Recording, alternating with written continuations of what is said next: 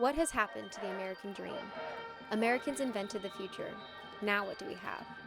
A disintegrating society, increasingly polarized and paralyzed, overwhelming debt, increasing poverty. The educational system is in shambles. Mass media distracts and dissembles. The Jeffersonian model was one of self-reliance and independence, based on individual land ownership and farming. In that type of world, each family could feed itself and support itself without having to rely much on others. But that is not the world we have created. Increasing urbanization makes people more specialized and more dependent on others. A modern technological society is more like a complex machine, with each person one part of that machine. In a fine watch or an automobile engine, what happens when even one part breaks down? The entire machine stops. This interdependence is powerful, but also extremely vulnerable. This is the type of society we have created. We are approaching what some call the post-scarcity economy. When goods and services can be produced in virtually unlimited amounts, they cease to have relative value. This is like a Star Trek future. Push a button and get whatever you want. A Ferrari becomes equal to a Frappuccino. When automated production meets or exceeds demand, money and prices are no longer needed as a measure of relative value. In the money economy, the dairy farmer will pour milk down the drain because they have produced too much, and the market price crashes. In the money economy, too much production is a bad thing. In the alternative non-money economy, called universal economics, too much production is the goal.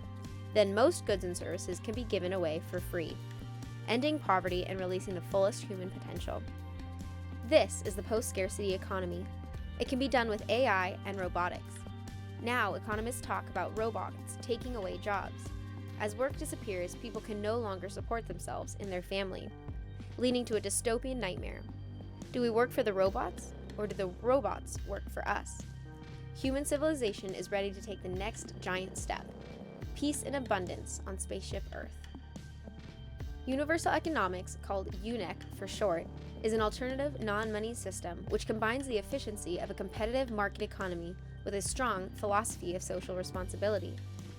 UnEc is not simply cashless in the sense of electronic funds transfer, for example in a debit card purchase, but is a totally new way of looking at economic transactions.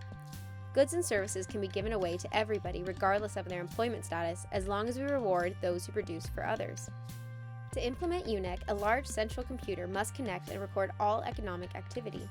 The UnEc computer contains 3 databases: the reward list, the points list, and the goods services list.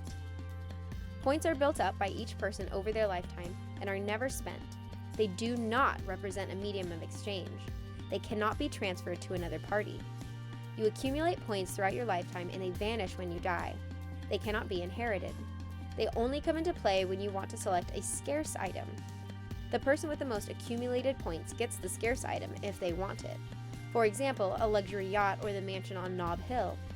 You earn a lot of points by providing for consumers in a successful way, serving others. This is a kind of reward system, but it does not involve money. This is the post-scarcity economy. Everyone can live like a multi-millionaire does today. It can be done. For the first time in history, we have the technology.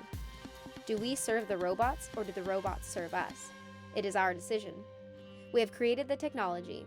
How are we going to use it? Watch the longer Universal Economics video for the details.